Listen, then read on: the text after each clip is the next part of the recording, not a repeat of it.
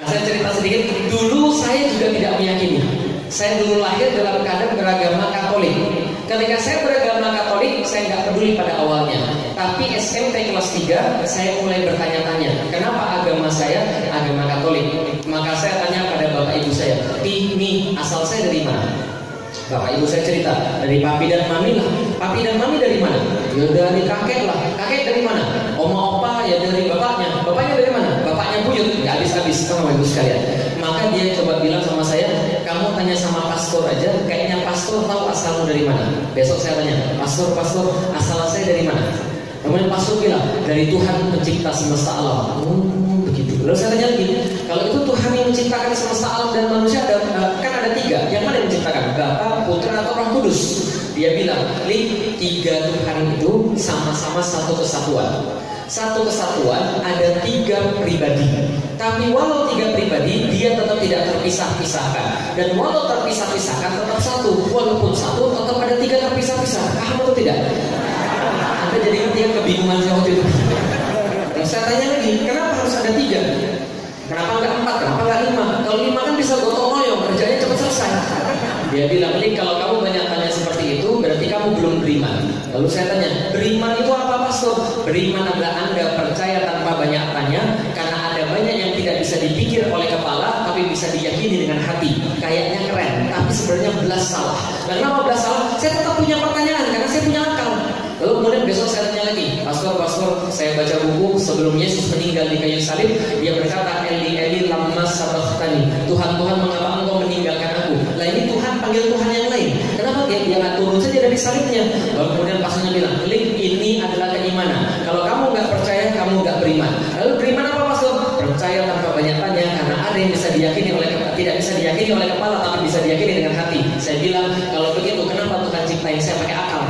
Kalau Tuhan nggak mau saya banyak tanya, jangan ciptain saya pakai akal. Saya keluar dari agama Katolik secara fungsional. Maksudnya apa? KTP struktural saya masih Katolik, tapi secara saya beragama nggak pernah pergi ke gereja futur, nggak percaya agama, nggak percaya kemudian dengan ajaran-ajaran itu. Saya bilang semua itu omong kosong saja. Nah, kenapa? Saya nggak punya ilmu, saya nggak punya bukti. Keluar saya dari agama Katolik secara fungsional, nggak pernah lagi pergi ke gereja, dan saya cari jawaban dari mana asal manusia. Saking saya cari jawabannya, SMP kelas 3 saya suka pelajaran biologi. Kenapa? Karena menjawab dari mana asal manusia. Pas belajar biologi, ternyata asal manusia dari monyet. Bagus sekali. Nggak percaya? Belajar belum manusia dari monyet? SMP itu diajarin teori evolusi. Gambarnya monyet, terus berdiri dikit, kemudian berdiri, lama-lama pegang komputer. Anda yang pegang komputer kan gitu? Manusia dari monyet. Saya percaya itu ibu sekalian. Saya meyakini saya belajar betul. Semua textbook saya lahap. Sampai-sampai saya mewakilkan sekolah saya dalam olimpiade biologi. Kemudian dari monyet saya belajar. Tapi lama-lama belajar ibu sekalian, ini semakin aneh. Nah, kenapa? Saya berkaca aja. Kenapa? Wajah saya kayaknya nggak kayak monyet. Lebih tampan saya daripada monyet. Kemudian saya pikir lagi, kalau betul manusia dari monyet, berarti sekarang tidak ada monyet. Nah, kenapa? Karena monyetnya sudah berubah jadi Anda, paham ibu sekalian? Berubah jadi Anda dan saya maksudnya. Tapi sekarang monyet masih ada. Manusianya ada. Berarti manusia bukan berasal dari monyet. Lalu dari mana manusia? Pelajaran biologi yang lain. Ternyata saya baru tahu manusia berasal dari sperma dan ovum, sel laki-laki dan sel perempuan. Dan semakin saya belajar, malah semakin aneh. Lah kenapa? Coba lihat ibu sekalian. Ini pelajaran reproduksi, pelajaran cara mencari Allah. Coba lihat. Sperma dibuatnya di mana? Ini anak IPS semua ini kayaknya. Sperma dibuatnya di mana? Dalam tubuh laki-laki, dalam testis namanya tubulus seminiferus. Perhatikan baik-baik, dibuatnya dalam tubuh laki-laki tapi tidak pernah ada gunanya pada tubuh laki-laki. Betul? Buat kuat enggak, buat cakep enggak, buat pinter juga enggak.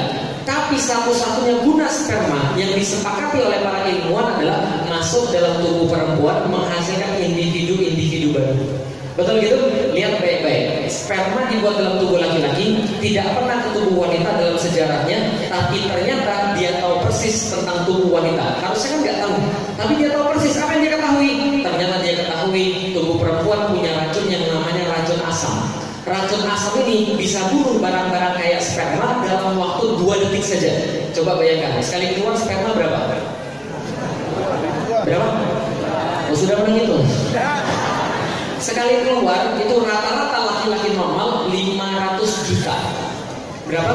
500 juta. Berarti ini kalau suruh berbaris suruh itu 1, 2, 3, 4, 5 itu nggak habis-habis 500 juta. 1000. Pasukan pertama mati, kedua mati, ketiga mati, keempat mati, 5 mati. Yang paling belakang mundur. Kenapa? Nggak mau saya mati kayak teman-teman saya.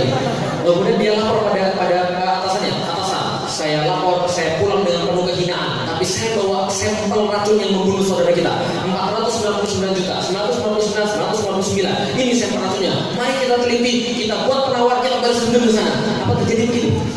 Enggak. Tapi yang terjadi adalah laki-laki ketika mengeluarkan sperma tadi, dia sudah bawa helm. Helmnya namanya helm basah. Penawar racun asam. Sekalian. Ini serius gak percaya. Jadi dia bawa penawar racun, bebas dia dari kemudian cairan asam tadi lewat dia. Namun tidak hanya berhenti sampai di situ halangannya, tapi ada halangan kedua. Perempuan punya 2 pabrik kiri dan pabrik sebelah kanan. Pabrik sebelah kiri keluar ovum 2 bulan sekali, pabrik sebelah kanan keluar ovum 2 bulan sekali. Maka ketemunya sperma dan ovum bukan di rahim, tapi di lorong sebelah kiri dan lorong sebelah kanan. Artinya pas sperma, oke, lewat cairan asam, 500 juta. Yang paling depan bilang, sebentar teman-teman sekalian, di depan ada kiri dan depan ada sebelah kanan ada kanan. Ini ada 2 lorong, mana yang kita pilih? 2 gang ini. Maka kemudian mereka bilang, ya sudah, karena kita sperma orang Indonesia, kita rapat dulu aja. Setelah mereka rapat, mereka bilang, gimana kita, kiri atau kanan? Gini aja Pak, 50-50 aja Pak. Yang lain bilang, saya tak setuju 50-50. Dan kenapa? Karena bersatu kita teguh, bercerai kita runtuh. Kita ambil satu aja. Terus gimana? ST audience atau not friend gitu kan ya? Nggak bisa begitu. Ternyata ketika mereka masuk dalam tubuh perempuan, mereka 500 juta milih satu titik saja yang mereka nggak pernah salah. Lalu apa? Setelah menembus cairan asam, helm dilepas, ternyata ada antena bagus sekalian yang menerima sinyal dari sel telurnya perempuan. Saya ada sebelah kiri semuanya. Nah, ini terjadi. Pertanyaan saya, pas saya belajar, ini kok bisa begini? Dan saya tanya pada seluruh ilmuwan, kenapa bisa begini? Ilmuwan biologi sampai detik saya berbicara, nggak ada yang bisa menjawab bagaimana sperma bisa ketemu sama ovum. Bayangkan Anda, kita bisa bikin flyover, kita bisa pergi ke bulan, tapi kita nggak bisa menjawab dari mana sperma bisa ketemu sama ovum. Coba ya dulu sekalian. Dan nggak hanya itu, gak usah bicara besar-besar deh, yang kecil-kecil. Ya, lihat hitung berapa detik saya bernapas. Berapa detik? Ulangi lagi. Berapa detik? Nggak sampai 2 detik, tapi taruhlah 2 detik. Dalam 2 detik ini, apa yang terjadi Bapak sekalian? Saya mengajak oksigen masuk ke dalam hidung saya dalam jumlah yang sangat banyak. Oksigen saya ditransfer oleh tenggorokan, masuk ke dalam paru-paru saya, masuk ke dalam bronkus, disebar lewat alveolus. Di situ di ujungnya menanti ada gelombang-gelombang yang sangat banyak, jutaan jumlahnya. Kemudian yang oksigen tadi langsung diikat oleh mobil-mobil yang siap ditransportasikan, namanya sel darah merah. Sel darah merah mengikat oksigen, langsung dibawa dari ujung kepala sampai ke ujung kaki saya melalui jalan namanya pembuluh darah. Pembuluh darah dalam tubuh saya saja satu orang dikumpulin satu persatu, disambung-sambungkan, itu panjangnya lebih panjang daripada keliling bumi yang 40.000 km. Dan bayangkan, semua itu ditransfer dari kepala sampai ke kaki.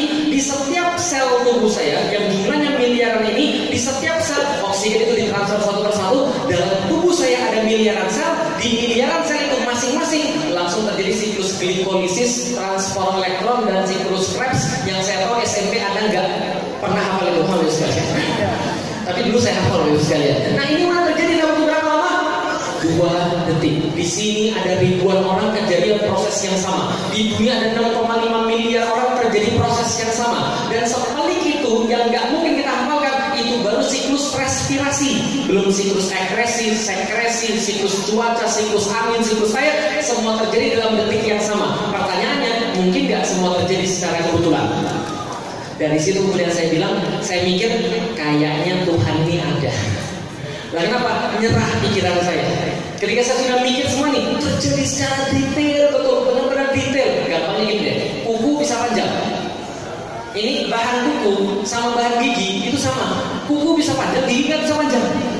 Kebayang nggak kalau gigi bisa panjang kayak kuku? Tiap minggu harus dipotong gitu. Loh, itu adalah sesuatu yang kita pikirkan. Semakin kita berpikir, ini kayaknya ada Tuhan. Nggak mungkin Tuhan tidak ada. Tapi sebelum saya masuk Islam, saya menganggap Tuhan tidak ada. Tuhan cuma karangan manusia. Setelah saya yakin ada Tuhan, saya baca-baca lagi. Ternyata ilmuwan itu bisa menemukan Tuhan dengan perhitungan matematis. Ternyata setelah mereka melihat awal mula kehidupan di dunia lewat Big Bang, mereka hitung kemudian kemungkinannya, mereka punya pertanyaan, berapa kemungkinan Tuhan itu tidak ada atau segala sesuatu tercipta secara kebetulan. Ternyata kemungkinan yang mereka dapat, catat baik-baik dalam kepala, 1/10 pangkat 10 pangkat 123. Berapa jawabannya? 1/10 pangkat 10 pangkat 123. Banyak, itu pasti anak IPS yang jawab. Jawabannya adalah lebih dari tidak mungkin bahwa alam semesta bisa terjadi secara kebetulan. Berarti kesimpulannya adalah Tuhan pasti. Itu kesimpulan saya pas SMP. Jelas sampai di sini saya ketemu Tuhan lewat belajar. Saya ketemu Tuhan karena saya mikir. Setelah ketemu Tuhan saya mikir, Tuhan ini maunya apa pada diri saya? Tuhan ini maunya apa? Yang Dia inginkan itu apa? Analoginya begini, nih saya punya handphone ini ciptaan manusia atau ciptaan manusia atau ciptaan siapa? Ciptaan manusia, ada pabriknya. Berarti tujuan diciptakannya handphone yang paling tahu siapa?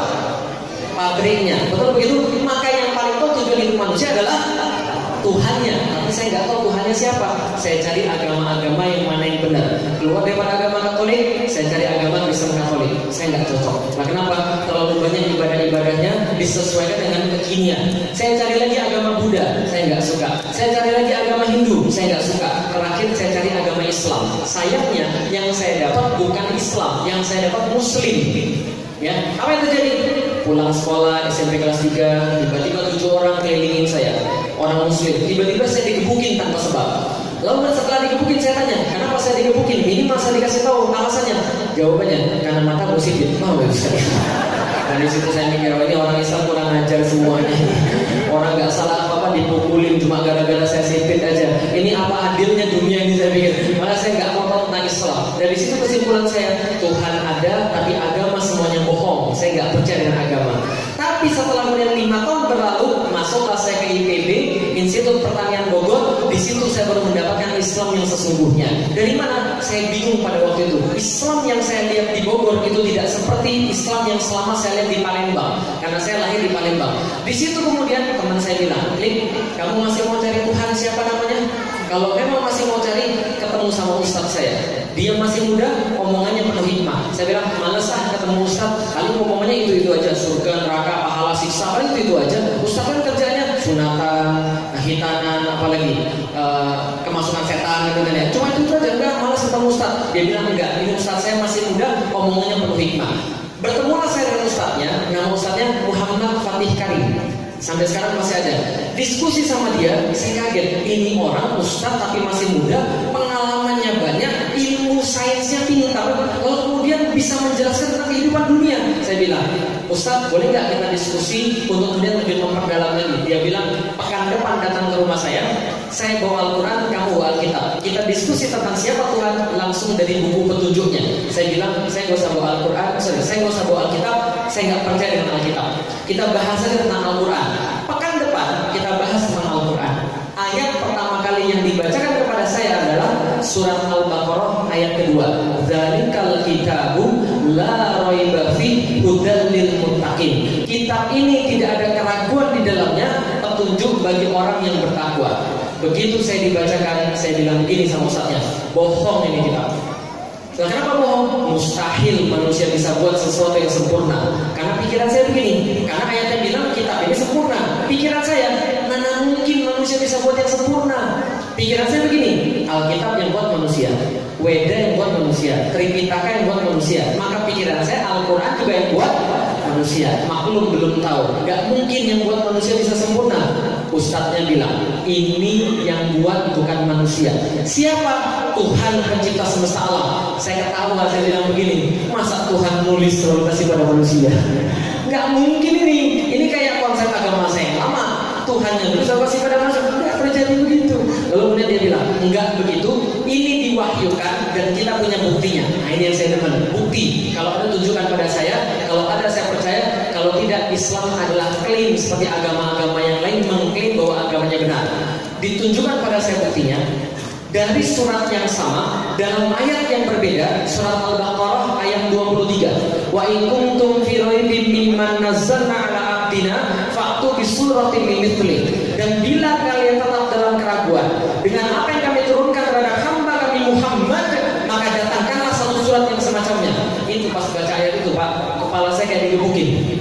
Bukan digebukin beneran, bukan. Maksudnya begini, ini ayat seolah-olah pengen bilang sama saya, gini aja Lik, sudah gak usah sok pinter, gini aja. Kalau kamu memang pintar dan kamu meragukan Al-Quran, datangkan satu surat yang semacamnya. Di dalam Al-Quran ada 114 surat, pilih yang paling mudah, pilih yang paling pendek, datangin semacamnya. Kalau kamu bisa, Al-Quran kalah. Kalau kamu tidak bisa, ikut aja Al-Quran. Fair? Adil?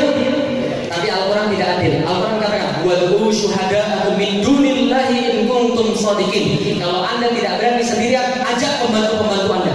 Ajak semua manusia, ajak semua jin. Kalau bisa mendatangkan semacam dengan Al-Quran. Langsung saya bilang, ini serius nih. Baru ketemu saya satu kitab suci nantangin manusia. Coba ya Kak, dalam bahasa manusia nantangin manusia. Ini serius jadi bisa mendatangkan yang semacamnya. Ustaznya bilang, cari aja kalau misalnya ada. Saya cari kemana-mana, nggak ada. Dan saya berpikir, kalau ada pasti dari dulu orang sudah mendatangkan. Dari dulu orang sudah benci Muhammad. Dari dulu orang-orang Arab Quraisy benci Muhammad. Tapi tidak ada yang bisa mendatangkan semacam Al-Quran.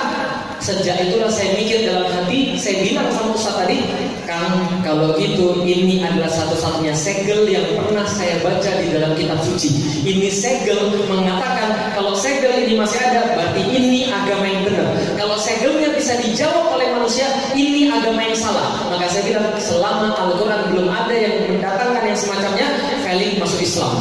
Saya masuk Islam karena ayat ini surat Al-Baqarah 23. 3 minggu setelah saya masuk Islam, sekalian, saya yakin betul ini adalah kemudian kitab yang punya bukti tadi. Saya masuk Islam, 3 minggu kemudian saya bilang kepada bapak ibu saya, ini kali masuk Islam. Langsung bapak saya stres, anaknya masuk Islam. Padahal sudah dibilang sama nenek saya, kamu boleh pilih agama apa saja asal jangan masuk Islam. Lama-lama masuk Islam. Orang Cina malu sekali kalau anaknya ada yang masuk Islam.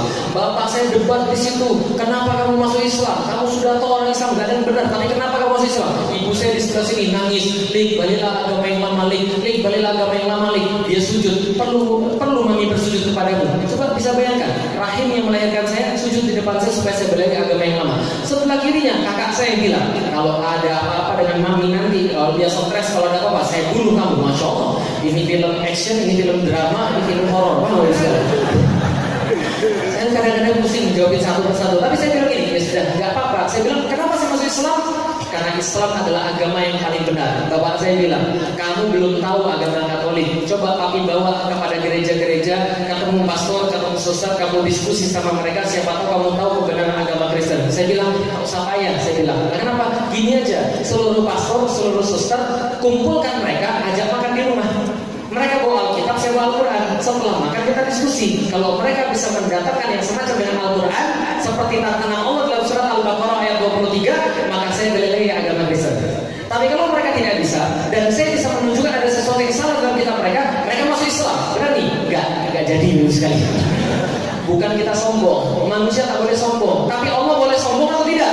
Boleh. Dan menurut para mufassir, itu adalah ayat-ayat kesombongan Allah untuk menjelaskan pada manusia yang merasa dirinya lebih hebat daripada Allah, yang merasa dirinya lebih tahu daripada Allah, datangkan yang semacam dengan Al-Quran. Kalau Anda memang merasa lebih hebat, lebih tahu daripada Allah, kalau tidak nurut sama Al-Quran, maka hidup Anda akan baik. Itu resep daripada Allah. Bisa dipahami Bapak sekalian. Nah, inilah kemudian yang membawa saya masuk pada Islam. Dan ini kunci keislaman, bukti ilmu. Berarti kalau kita ditanya kenapa kita Islam? Karena Allah menurunkan satu-satunya kitab yang punya bukti adalah Al-Quran.